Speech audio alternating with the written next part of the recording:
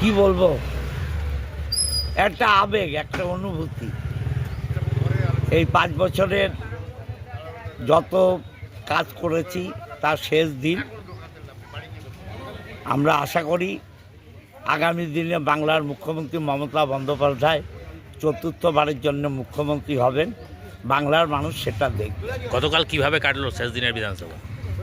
অনেক বিল ছিল, ডিবেট ছিল, সব বিলই পাস হয়েছে।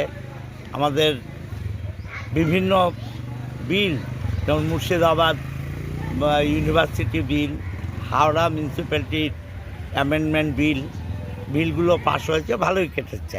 সকল বিধায়কদের সঙ্গেই কালকে দেখা হয়েছে। হ্যাঁ, সবার সাথেই দেখা হয়েছে, ভালো লেগেছে।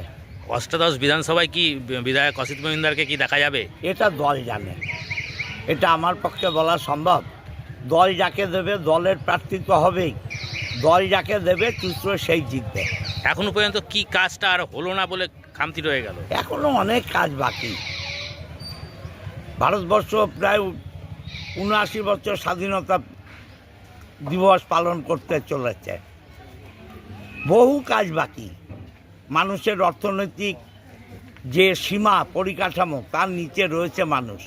মমতা ব্যানার্জির নেতৃত্বে বাংলার মানুষ অর্থনৈতিক সীমার উপরে তুলতে হবে।